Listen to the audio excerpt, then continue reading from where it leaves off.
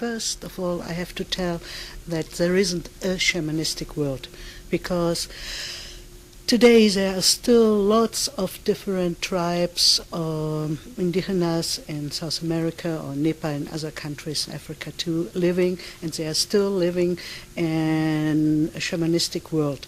So we have different types of shamanistic worlds, but there's like one carpet below this, and this makes all over the world like the essence that this is shamanism. This means that everything who exists has like a soul, has consciousness, and that we are a part of this world, that we are not the heroes and the masters of this world, and that we are always connected to the spirit of other living creatures. Yes. And so I think mostly maybe 27 years I slowly walk into these different rooms of shamanistic world, because I love the way I myself, as a woman, as an artist, as a human, can feel and get in contact with this so-called unseen reality, because for me it isn't any longer an unseen reality, it is reality.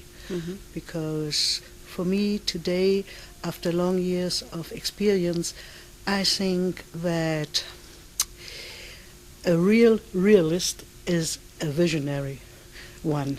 So because this is that there is no, that we are always in like altered states. There is nearly no cutting between this world and the other world. I only have to know them, and so I can act in them, and this gives a big richness to me, and with all my senses I can go into this world, and I don't have to leave nothing. I don't have to believe nothing, because I can experience this with my own body, with my senses. And the first is I can explore like my own spirit, and then I can get in contact to all the other like qualities of spirit which are in this world. And this is a big richness for me, and makes it much more easier to live. And it's like to sing a song every day, and the tune is changing, but it's my song, and I can live this kind of sound, and I am this kind of sound. Sounds very great. It is. Yeah. And do you experience that it's also helpful to be a woman in that, being in those worlds? This depends. This depends on the culture. When I think of most of the cultures in Nepal, I found it much more easier to be a woman, and also easier to work as a she-shaman in this society. But I mostly, in a way, live in the Amazon, in the Peruvian Amazon, and this for women I found, and I still find, it's not so easy to go, because mostly men are doing this real important work.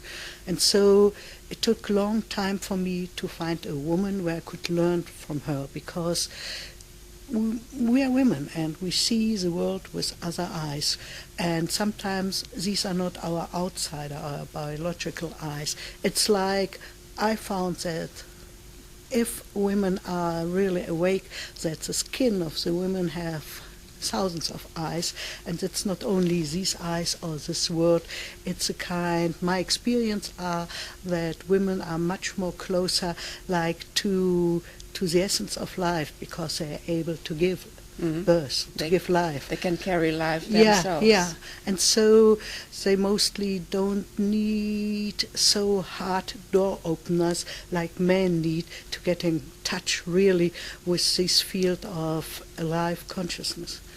And so the problem for me was one experience, a really hard one, because I was looking after a she-shaman, and I found one in the Amazon, and she did a she named it healing ritual, but she nearly murdered me. And so I got a ritual with ayahuasca, this plant, you know, which is like a bridge to open really my inner eyes. But she later, people told me, she not only used ayahuasca and chacruna, these both traditional plants which gave effect to you. No, she put a lot of toe, datura into it, and a lot of tobacco. And with this datura, you really can get not only numb in all your parts of your body, but nearly 1.5 day later, I wasn't able to go, I wasn't able to talk. I really was afraid not to get back into my normal state of thinking and consciousness. Mm-hmm. And normally the songs of the shaman are really healing songs, and they do heal not with the plant. The plant makes that they can see, but they heal with the sound. And this she-woman, she-shaman, she really, for me, it seemed as if she would have like iron whips, and she was like beating me with her iron whips all night long. And I really lost my mind. And later people in the village told me, yeah, if this woman gets a feeling that another woman has a little bit of own power, she really shows everything she can to you. And she is a master, this is true. And they said that only women do like try to get in fight on the spiritual but also on the body way with the effect of ayahuasca, only with women, and men with men. Mm-hmm. So it was like a protection for long years that I only was looking for elder men where I could learn with. I really was afraid to go to another she-shaman. But meanwhile, I found not a lot, but 3, 4, which are really wise women, and they are all elder ones. But this was a hard lesson for me, to trust in a woman, and so I learned it doesn't depend in a way on a woman, that we are not better humans. Mm-hmm. It depends on what do you want, which effect do you want if you are going to treat me, or if you are going to do a healing ritual with me. And this is the key. What's really your focus? If I talk to you with the focus to give a lot of pain to you, and I'm smiling, I will give a lot of pain to you. Mm-hmm. And if she's making this healing ritual with the focus that, I want to see if I'm the strongest or she is, she will harm me. That's it. And then on and on, I've been walking, and I found another really great old woman. Her name is Dr. Felicitas Goodman. She was an anthropologist, and she was really encouraged. She was an old, really strong lady, and she found out that we can change our perception while working only with postures of our body and with the rhythm. And so I have been like a student for long, long years, and so I found, beside all these ways to open my mind with the help of plants, I found out what a gorgeous way it is only to work with my body and with a special rhythm. And we have done measuring, brain measuring, everything. But this is interesting. But the most interesting is that if you look at really old statues, postures, so in Stone Age, in all the cultures, you can find postures with a real specific way they held their arms, their hand. And if you do this, if you put your hand like this or like this and open your mouth and put back the head, you immediately will feel a really, really great heat, and with closed eyes and the rhythm of 210 beats per minute, it's really fast. Mm-hmm. The connections in our brain, clack, clack, they turn so that you get in an altered state, and you don't have belief, nothing and it's short time, maybe 15 minutes you can do it, and you really get into the state of visions. And so nowadays I mostly practice this way on one hand, and I teach this to people because you don't need nothing, only your body and a rhythm and a sound. And we are sound. Our body is sound in every cell. We have like sound and water, and we have this movement, and that's all. And on the other hand, every year for some months I go again and again into the jungle to get into this really direct contact with there's nothing else between nature and me, and that I learned to sing these songs to get in contact with really the spirit of what is. And that you do that on your own, or also in company with others? No, I need this time for my own, because it's very uncomfortable.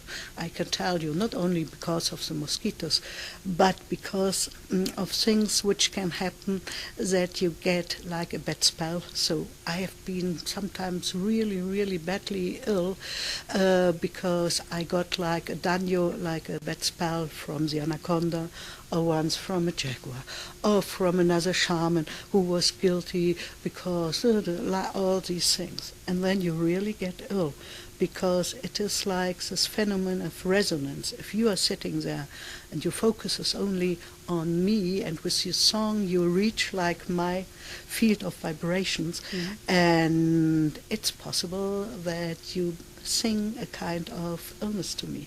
And so where these spirits are really alive, and I saw things, if I would tell it here on the street, people would bring me to the next hospital, because it is possible, I know this today, to see things which other people can't see, and with this, in the same moment I can see the newspaper and I can see like a spirit. And so I thought, Mamma Mia, what's going on with this? Is the spirit the reality? Because the spirit looks like you.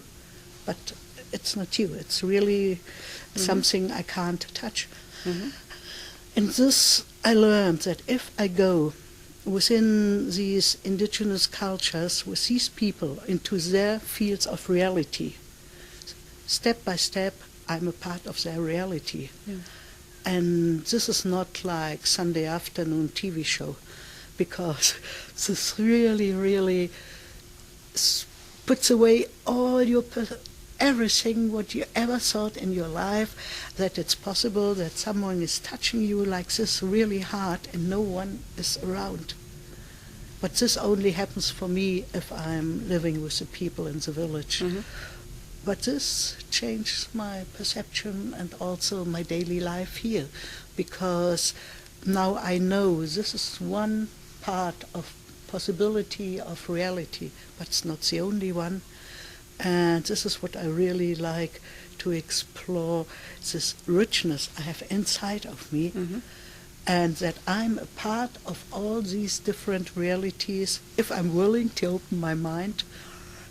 And I also found out that women, in a way, also here go another way. Maybe men will name it a softer way, but it isn't a softer way, because we can mostly, so when I'm doing experience with women, we go out in nature and we sit still, not meditating, but we sit still for hours to get in contact with the other kinds of living, so like trees or animal or something of this, and we don't need nothing to change this perception, but maybe to take care, to be aware of my breath, breathing, or I don't know. It's an easy way, but it's so effectful to go it like the soft flowing water, which gives the stone a form. It's not to take a hammer and to let the stone explore. I think, in a way, my way is more to flow like a water around the stone, so that step by step the stone is changing its form. A very female approach. Yeah, I think so. Yeah. Yes. And the people you work with, you take into nature, Yeah. there are mainly women or men also? mainly women, and some things I do only for women. I like the men, this is not the problem. But if you are in a group with women and they are men are changing their behavior, and women too. Yeah, And true. so for some experience, if you really try to be like true to yourself, it's better not to get into this kind of game with men. It's nice, but there are special situations for myself. I'm clearer in my mind and I'm more concentrated on what I'm doing when I'm in one way alone or going with women who also don't take care if you have the nicest lipstick of the day or the best shoes. This doesn't matter. And therefore I do some, for me, important experience only with women. Yes. Yeah. You mentioned that it started for you 27 years ago. Yeah. So with consciousness, yeah. Yeah. What brought you on this path? Who? Sometimes I thought of this, and I can't remember like a person or a day. It is like a long life longing to see the unseen, but because I always knew there is more than only this table and the chair. And so if you are open because you are hungry to know something, these things you want to know, they will reach you.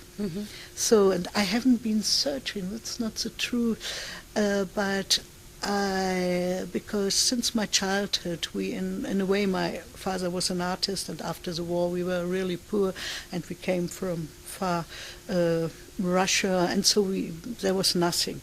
And so we had to go into the forest, and we had to look after things to eat.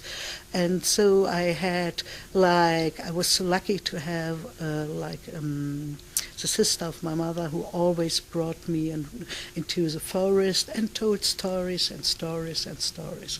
And nowadays I know that sometimes the real truth is not in science, but it is in this, what we call the old stories, because there is the essence of truth, and they all, also if you take your fairy tales, they all have this point of a knowledge which is behind, and so I think this opened like my view and my longing and going with the colors. If you close your eyes, so simple, hundreds of colors and forms and lines are appearing. And so there must be something in the darkness. Yes. And the real shamans, they only do their ritual in the darkness because this is the strongest time. And all the light is coming out of the darkness. And so this always was combined with my way as an artist because, I can't separate this. You worked as an artist also with light and darkness mainly?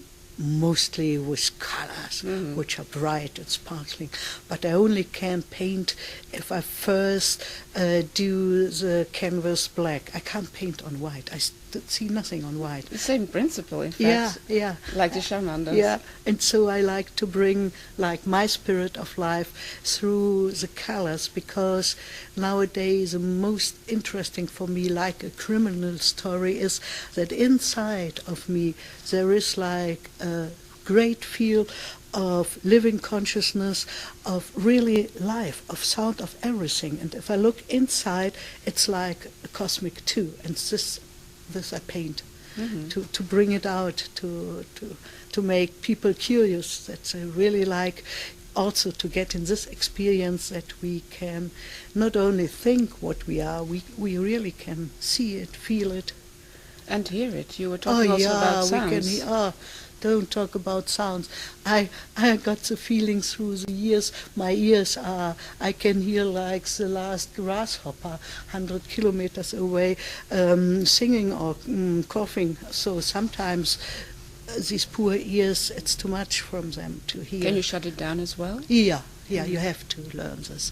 But it is sound. I think if there's a painting, when the painter has been really in his painting, not thinking, but in his painting, you can sing it. It's like a song too. It is like this. Or if you meet people and you get really these taste of the essence of people, you can sing this lady. Mm-hmm. Yeah. I once learned that music is the closest to what we could call the divine power in the universe. Yeah. And if I hear you well, it sounds a bit like that to me. Yeah, we can hear. So if they're going with these satellites, all this, there is a sound in this universe. Some people grabbed it, but there is a sound in everything. And this is the principle. Real shamans, they work with the sound. So when I got ill from this not so friendly anaconda, because I disturbed her and I didn't know that it was her place, Mamma Mia, they sang the song of the anaconda for me. And they did heal me in 2 nights with the song of the anaconda. Mm-hmm. And so, because it's like homeopathic stuff, when I get hurt from this, I get a thing which is close to this, the same vibrations. Mm-hmm. And so the shamans in Nepal, they take their, like an inner sound, the mantra. We don't hear it outside, but it is a sound which changes everything. Yeah. Yeah. It also reminds me of, we are very much a water, filled up with water, all our cells are full, that it also vibrates through our whole body then, and bringing it into balance probably again. Yeah. And so I like this technique with this old lady now. 3 years ago she died, which she explored again only with the rhythm and with the body. And because in our brain we have a special part, it's called hippocampus. It's like a door to remembrance, and you can open it with harmonic rhythm. They found out in Zurich here when they did research for epileptic people with epilepsy. And if I give like food to this door with a rhythm, but it must be, they say, a harmonic one, it opens and you can get to all your knowledge. Not only you have stored, but I think that within ourselves we have like all knowledge of life, also not my private personal life, not of my family, but more than this. And I can reach this. Yeah. And this is what shamans also do, that they go into your net on information, which is I can hear, I can see it if I would be a shaman, and so I can change it. Yeah. It's remarkable that here in the European country, these foundings are made about epilepsy, as you said, with sound. Do you notice that more and more there is a connection between these worlds, the regular science and the shamanistic knowledge? Yeah, I'm so glad it is like this, that now scientific say like the same as old shamans say, which never have read a book because they can't read. Yes, I'm so happy to live in this time where we are connected to this, and that I don't have to separate myself from myself, because I love to see things also with my intellect, and I love to get in process of understanding, and so I can combine these two. These are not two worlds, but now the scientific, they slowly walk into the reality. Yes, it's always the question, which reality is the most real? And that's what we can fight about. But we are here at the psychedelic forum and talking about these days, and there it becomes more and more clear that perhaps there is another reality, as you mentioned clearly yourself, which is perhaps even more real than we normally hear in our normal world. Yeah. Thank you very much for this talk. I enjoyed it very much. Is there something you want to add still, which we forgot to mention? No, thank you. I'm very grateful that you have this open mind to ask something, because I think it's more important to have more questions than answerings, and so I hope we could bring a little bit more of questions into this world, and so that more women especially are encouraged to get up and find their own way, which is the own way for them to get in contact with this real alive essence.